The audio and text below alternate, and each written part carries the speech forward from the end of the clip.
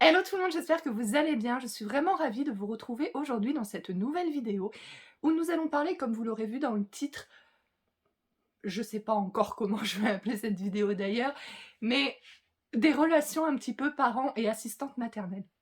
Alors, c'est pas la première vidéo que je fais de ce type, mais il m'est arrivé quelques petites histoires et j'ai entendu, enfin on m'a raconté aussi quelques petites histoires que j'avais envie de vous partager. Alors moi je fais cette vidéo en aucun cas pour critiquer les parents qui emploient une assistante maternelle. Voilà, c'est pas du tout le but de cette vidéo, etc. Moi j'ai foi en l'âme humaine, hein. Des fois mon mari et mon entourage d'ailleurs me disent que je suis bien trop naïve, mais voilà, j'ai foi en l'âme humaine et je me dis que certains parents, parce que là c'est de ce qu'il s'agit dans cette vidéo, certains parents font des petites choses qui peuvent être dérangeantes pour les assistantes maternelles et moi je pense que beaucoup ne le font pas sciemment pour nous embêter, voilà. Là-dessus, certaines personnes me disent que je suis bien trop naïve et que les parents ont tout à fait conscience que ça peut embêter heu, l'assistante maternelle, ce genre d'agissement, mais qu'ils en ont strictement rien à faire. Quand vous aurez regardé cette vidéo, n'hésitez pas à me dire dans les commentaires ce que vous en pensez et quelle est votre opinion là-dessus. Alors la première chose dont je voudrais parler, c'est les parents qui confondent un petit peu les assistantes maternelles et la baby-sitter. Voilà. Une assistante maternelle, c'est son métier. Voilà. Une baby-sitter, c'est quelqu'un, souvent une étudiante, parfois des retraités, parfois des mamans au foyer, etc. Enfin des personnes qui ont besoin de se faire un peu d'argent de poche ou de mettre un peu de beurre dans les épinards, qui vont garder des enfants, alors que ce soit occasionnellement ou pas occasionnellement, mais par des très courtes durées. Par exemple, moi, quand j'étais étudiante, à une époque, j'ai fait ça pendant 1 an, 1 an et demi, je me rappelle plus exactement, j'allais chercher des enfants à l'école le soir et je les gardais 1 heure et demie, 2 heures, et cetera. Et puis ça pouvait m'arriver, en plus de faire des babysitting le soir, voilà. Ça, c'est vraiment un rôle, je trouve, pour les baby-sitters, voilà. Parce que en fait, bah voilà, il m'est arrivé une histoire. Alors déjà aussi, ce que je voudrais dire aux parents, c'est quand vous contactez une assistante maternelle, dites-leur, dites à l'assistante maternelle réellement vos besoins. Par exemple, moi, il y a quelques mois de ça, j'ai été contactée par des parents qui cherchaient une assistante maternelle. Donc la maman, elle travaillait pas en fait, mais comme elle avait toujours gardé son enfant, et qu'elle recherchait du travail, elle voulait l'habituer un petit peu à être séparée d'elle et tout. Donc du coup, quand elle m'a contactée, elle m'a dit: «On sait pas exactement, mais ça sera entre 15 et 20 heures par semaine».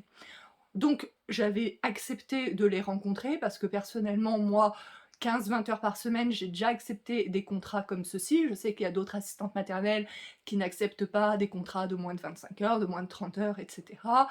Mais moi, 15-20 heures, bon, j'espérais un peu plus que ce soit 20 heures, bien évidemment, mais je me suis dit: «Ça passe». Sauf que arrivé le jour de l'entretien, là, il me parle tout d'un coup de 6 à 9 heures par semaine. Donc déjà, c'est pas du tout la même chose. Moi, 6 à 9 heures par semaine, voilà, bloquer une place pour 6 à 9 heures par semaine, là, j'estime du coup que, c'est plus du travail de baby-sitter. Voilà, une assistante maternelle, c'est pas une baby-sitter. Je veux dire, avoir un contrat, qui bloque une place pour gagner 100 ou 150 € dans le mois, c'est compliqué. Alors, je sais que là, je vais avoir des commentaires du genre: «Ah mais vous les assistantes maternelles, vous faites ce métier que pour l'argent, nanani nanana». Non, je ne fais pas ce métier que pour l'argent, j'adore mon métier, j'adore passer du temps avec les enfants, j'adore faire des activités avec les enfants, j'adore me promener avec les enfants, bref, j'adore les enfants, j'adore être avec eux, mais comme tout le monde, et je suis obligée de le répéter dans pratiquement toutes mes vidéos, mais comme tout le monde, à la fin du mois, j'ai des factures à payer et j'ai besoin d'argent pour vivre. Comme n'importe qui, comme dans n'importe quel métier, quand on recherche, un boulot, on regarde si, bien évidemment, le poste nous intéresse, si les horaires nous intéressent et si le salaire nous intéresse. Tout le monde pareil. Je ne vois pas pourquoi ça serait différent pour une assistante maternelle. Moi, personnellement, un contrat à moins de 200 € par mois qui me bloque une place, ça serait compliqué financièrement à la fin du mois. Je ne travaille pas pour, à la fin du mois, ne pas pouvoir payer mes factures. Vous voyez ce que je veux dire? Alors des fois, il y a des contrats qui peuvent se compléter. Par exemple, j'avais accepté un contrat il y a quelques années de ça, d'un petit qui venait de 12h30 à 19h30. Bon donc là, il venait tous les jours de la semaine de 12h30 à 19h30, donc ça faisait un contrat correct pour moi, ce que j'estime être un contrat correct, hein, pour d'autres assistantes maternelles, pour elles, ça aurait pas été assez. Et il y a, des parents qui m'ont contacté. Le papa a bossé de nuit et il cherchait quelqu'un de 8h à midi. Donc du coup, ça s'est complété et ça tombait nickel. Mais si, si je n'avais pas eu ce contrat où l'enfant venait de 12h30 à 19h30, ça aurait été compliqué de bloquer une place pour 4 heures par jour seulement. Voilà. Mais des fois, ça se magouille bien. Donc c'était la première chose que je voudrais dire, c'est que une assistante maternelle, c'est pas une baby-sitter. Une assistante maternelle, elle ne fait pas ça pour arrondir ses fins de mois à la fin du mois. Elle n'a pas d'autres revenus à côté et elle a besoin de gagner sa vie à la fin du mois. Et c'est compliqué parce que des fois, enfin, j'entends ou j'ai des commentaires sous ma chaîne YouTube ou alors j'entends autour de moi quand je discute de ce métier, etc., des parents qui ont employé des assistantes maternelles, même des amis à moi qui ont employé des assistantes maternelles et qui ont une telle haine, d'avoir dû, donner un salaire à leur assistante maternelle. Ouais, payer autant juste pour garder des enfants, et cetera. Mais en fait, on fait pas que juste garder des enfants. Vous rendez peut-être pas compte, mais enfin, vous êtes parents, donc vous devriez même vous en rendre compte. C'est une telle responsabilité, c'est une telle responsabilité d'avoir des petits êtres, pour ma part, qui ont tous moins de 3 ans, de veiller à leur sécurité. Rien que ça, la charge mentale que c'est, je suis toujours en alerte, toujours, toujours, toujours. C'est ce que je dis, moi physiquement, je trouve pas que ce soit le métier le plus difficile du monde. Bien sûr que physiquement, il y a des métiers bien plus difficiles, hein, tous les gars qui bossent sur les chantiers, etc. Physiquement, c'est tellement plus compliqué, mais la charge mentale, là, je suis en alerte tout le temps, même quand ils dorment, je vais voir régulièrement, alors pas toutes les 5 minutes non plus, mais je vais voir régulièrement qu'ils respirent encore, etc. Et à la fin de la journée, je suis mais tellement fatiguée mentalement parce qu'on est toujours en alerte. Donc non, ce n'est pas juste garder des enfants. J'adore mon métier, j'adore être avec les enfants, mais c'est une sacrée responsabilité. Quand on sort dehors pour jouer et faire du toboggan, etc., et c'est très bien pour eux et c'est très bien pour leur développement, mais c'est... Enfin, après, je sais pas, on n'est peut-être pas toutes pareilles, dites-le moi dans les commentaires, mais pour moi, mais c'est un stress mais tellement énorme, encore plus que quand on est à la maison, que voilà, c'est pas juste garder des enfants et j'ai pas l'impression de voler mon salaire, voilà. Et du coup, donc ces parents, pour revenir au sujet de la vidéo, ces parents qui m'avaient, donc contactée au départ pour un 15-20 heures par semaine et qui arrivent en me disant: «On est à 6-9 heures». Donc premier conseil, c'est déjà de avant de contacter votre assistante maternelle, de bien établir vos besoins. Donc là, la maman ne travaillait pas, donc c'était pour commencer à habituer l'enfant. Mais par exemple, ça m'est déjà arrivé de rencontrer des parents qui me disent qu'ils vont avoir besoin de moi toute la semaine, et puis finalement, donc ils me réservent la place pour toute la semaine, du lundi au vendredi, et finalement, qui viennent le jour pour signer le contrat, et qui me disent bah finalement le mercredi l'enfant ira chez les grands-parents. Donc ça fait 9-10 heures de moins par semaine, c'est énorme. Donc il faut établir vos besoins, demander aux grands-parents si le mercredi ils peuvent prendre l'enfant, avant de contacter l'assistante maternelle et avant de lui dire bah nous on aura besoin de tant d'heures par semaine.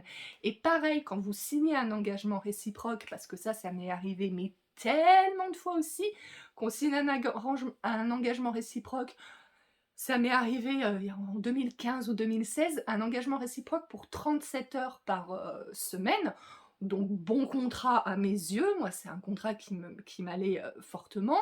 Le jour où on signe le contrat, c'était plus que 25 heures par semaine, et puis 2 ou 3 mois après, on a fait encore un avenant pour baisser à 20 heures par semaine. Ce que j'aurais le droit de refuser, je vous ai fait une vidéo que je remets là. Mais voilà quoi, donc établissez bien vos besoins avant.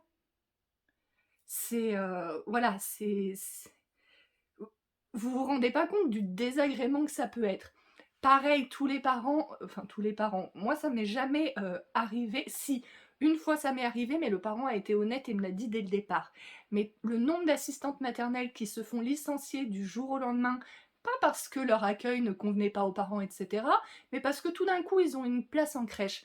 Bah, par exemple, les gens là, que j'avais, le petit garçon que j'ai gardé le matin parce que le papa travaillait de nuit et dormait le matin, ils m'ont dit: «On aura besoin de vous que 3 mois parce qu'après on a une place en crèche», et je crois que c'était de mai jusqu'à mes vacances d'août, et puis en septembre ils avaient la place en crèche.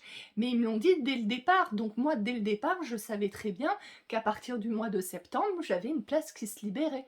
Voilà, et c'est honnête. Mais il y a certains parents qui vont même pas dire qu'ils cherchent une place en crèche, et du jour au lendemain, ils ont la réponse: «Ah bah nounou, voilà la lettre de licenciement parce qu'on a notre place en crèche». Vous vous rendez pas compte du désagrément? C'est dans votre droit, vous avez le droit de licencier votre assistante maternelle sans motif, quand vous le voulez. Mais prévenez-la, prévenez-la. Je comprends pas, si vous êtes parent employeur, et que vous avez déjà fait ça, et franchement il y en a plein qui font ça, donc je suis sûre qu'il y en a qui regardent et qui ont déjà licencié leur assistante maternelle, que ce soit pour une place en crèche ou un déménagement et cetera, en la prévenant au dernier moment. Je sais pas si vous oserez vous manifester dans les commentaires, mais expliquez-moi pourquoi vous ne prévenez pas. Enfin, voilà, moi la famille qui m'a embauchée pour 3 mois et qui m'ont prévenue que ce serait pour 3 mois, bah, je leur en veux pas parce qu'ils m'ont dit: «Bah, voilà, par contre, ça sera que pour 3 mois», et moi j'ai accepté, et je savais qu'au bout de 3 mois, ils me licencieraient. Je comprends pas. Et dernière chose que je voulais dire, parce que cette vidéo ne sera pas très, très longue, parce que j'ai déjà fait, des vidéos sur le sujet, donc je ne vais pas me répéter dans chaque vidéo. C'est justement assistante maternelle, pas baby-sitter. C'est pareil, tous les parents, enfin, je veux dire, la convention collective date de 2004, donc avant 2004, je vous l'ai déjà dit, mais on était payé au réel. Aujourd'hui, la mensualisation est obligatoire, c'est écrit noir sur blanc dans la convention collective. En tant que parent employeur, il faut lire la convention collective. Et le nombre de parents qui ne comprennent pas que ce soit obligatoire la convention collective, le nombre de parents aujourd'hui, je trouve qu'on fait un bond en arrière phénoménal, qui veulent nous payer au réel. Imaginez un petit peu si on est payé au réel, enfin même vous au boulot. En fait, je trouve que quand vous employez une assistante maternelle, essayez de vous mettre à la place en me disant: «Mais si mon patron me disait ça, comment je ferais moi?» Par exemple, des parents qui veulent licencier leur assistante maternelle pour les congés d'été, et la reprendre après en septembre.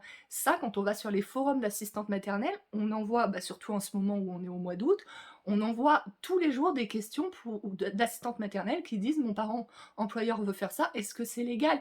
Et le parent employeur, il se dit pas: «Mais du coup, elle aura pas de salaire en août, comment?» Imaginez si tous les parents employeurs faisaient ça, personne se demande comment l'assistante maternelle, elle fait pour payer ses factures au mois d'août dans ce cas-là, si elle a 0 € de salaire.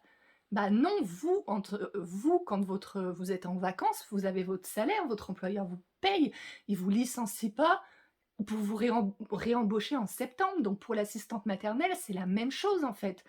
Ça, c'est quelque chose que j'arrive pas à comprendre non plus. C'est voilà, c'est pas une encore une fois, c'est pas une baby-sitter, une assistante maternelle, c'est un métier. Qu'on fait ça, à plein temps ou à mi-temps si on décide de le faire à mi-temps, hein, mais c'est notre seul revenu en fait. C'est ça la différence avec une baby-sitter. Une baby-sitter, elle va faire ça occasionnellement ou alors, même si c'est pas occasionnellement, ça va être 2 heures par jour et cetera, pour se faire un petit peu d'argent de poche, pour mettre du beurre dans les épinards, pour voilà. Mais une assistante maternelle, non, c'est son gagne-pain tout entier.